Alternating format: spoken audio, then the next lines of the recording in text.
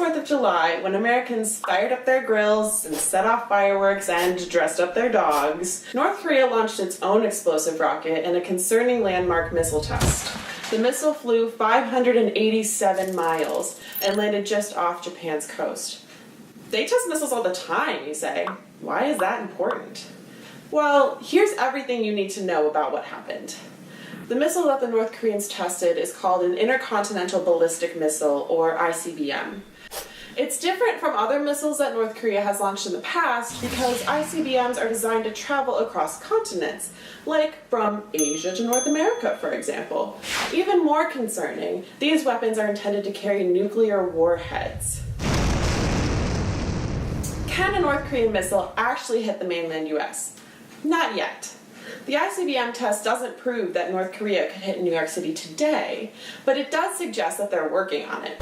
North Korea has been publicly testing nuclear weapons since they withdrew from the Non-Proliferation Treaty.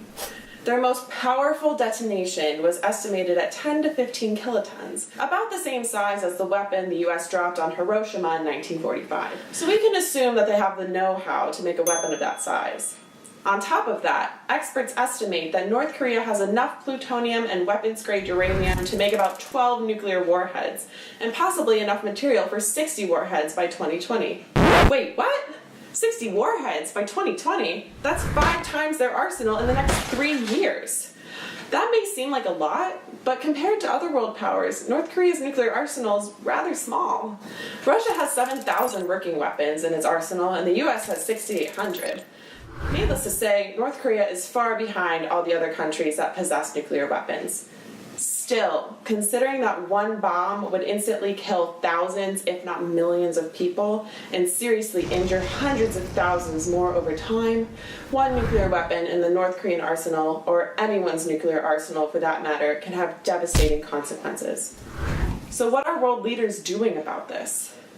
North Korea's neighbor and longtime adversary, South Korea, has understandably run to the UN and its ally, the US, for retaliation, as has Japan. North Korea's only semblance of an ally is China, who has been MIA as other world powers ask it to put pressure on North Korea. What is the US saying? Does this guy have anything better to do with his life, tweeted Trump.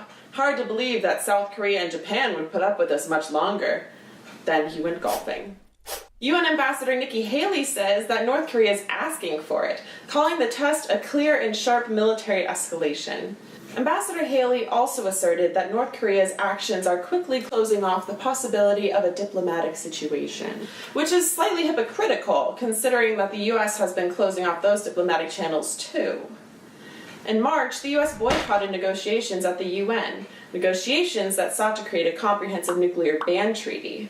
On top of all this, both the Obama and Trump administrations have pushed for more spending on programs that would pump up the US nuclear arsenal, which only makes Kim Jong-un more determined to outdo us. We cannot stand by and let this happen. At the Nuclear Age Peace Foundation, we're taking action. NAPF is reaching out to individuals across the US and the world to join our movement. We are flooding Ambassador Haley's office with postcards that urge the United States to play an active role in nuclear disarmament and in supporting the UN ban treaty. Click the link below to buy one online and make your voice heard. After the North Korean test, it feels like nuclear war is just on the horizon. It's not too late to do something. Yet.